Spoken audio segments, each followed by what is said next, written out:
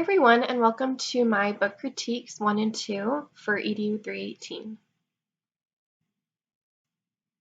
So my first book that I critiqued is The Little Island, and I had never read this book before, and when I looked up a list of the different books that had won medals, this one came up, and I was just really fascinated by it and all the different pictures of it. So here I listed the author and the illustrator, and the genre, and what award it won, and then the reading level. So this book is a little bit about a little island in the ocean and talks about all the different seasons and storms that came about during the daytime and the nighttime and how it changed throughout the time of the island being there. And all the sea animals that are living on the island were also affected by the changing seasons. And one day, a boat sailed into the island, and a kitten and some other people came off of it. And the kitten figured out that it was having a really hard time living there on the little island because of all the water. And he was just saying, I am part of this big world, and my feet are on it. And the island kept saying, well, so am I. And the kitten would tell the island, no, you're not. You don't actually have feet. So it was really interesting, just I think, for children to see that the kitten is coming in as an animal onto this small island. And so the island decides to help the kitten see that the kitten can be part of the island. And the kitten's very confused about, oh, well, how can you help me do this? And the island says, I will help you do it by faith. And the cat says, well, what do you mean?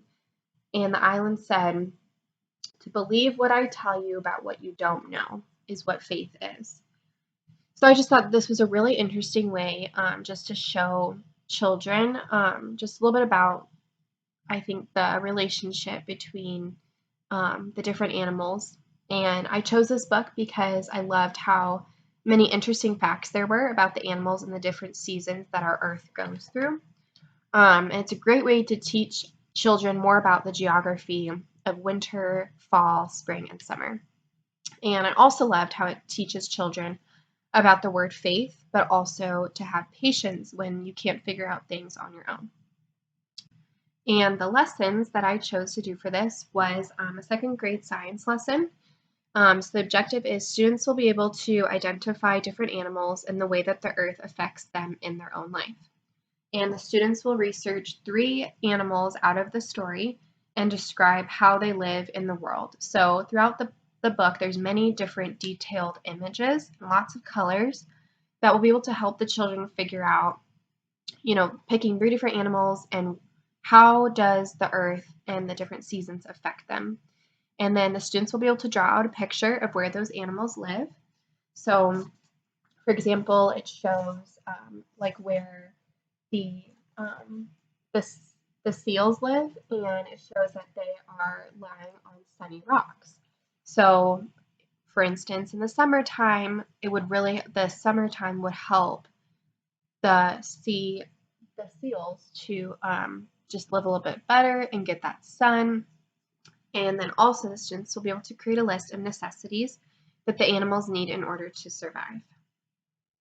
And then here's my second lesson, which would be a third grade geography lesson, where I would be able to go through with the students and have them describe how the seasons affect the different animals that they chose and how it also affects the earth. So students will pick a season that they learned about in the story and draw out how they think it would have affected the animals.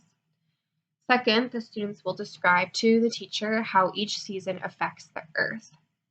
And third, they will paint a picture using colors of a specific season. So if it's winter, they could just show images of snowflakes.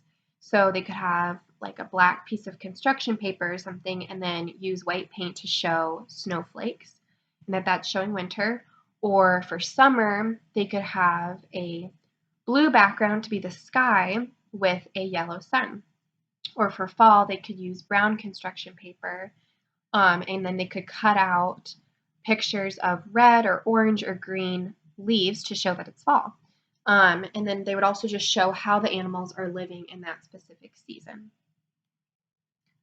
And then here is an artifact worksheet that I put together that I would just print out for my students, and it just kind of lists a few questions that would just help me to better understand or better see how they understand the story. And then my second book that I critiqued was A Ball for Daisy. And I really loved this story. This story does not have any words, so the pictures are what describe what is happening in the story. So it's about a white fluffy dog, Daisy, who has a red ball and she loves playing with it. It is her most favorite ball to take everywhere she goes, and she does not want to lose it. But one day when she was on a walk, she ran into another dog who came to play with Daisy, and that friend popped the ball, and this made Daisy very, very sad. So Daisy's friend who walked her to the park helped her to feel better and bought her a brand new ball, and this made Daisy feel so much better afterwards. And I chose this story because I just love how it's a great picture book for children where they could be the ones telling, whoever they're trying to read the story with. So if they're with their mom or something, then they could describe the story from the pictures that they see themselves. And they could follow along with it, and this would give the students the opportunity to be creative with what they see in the pictures. And those are my book critiques.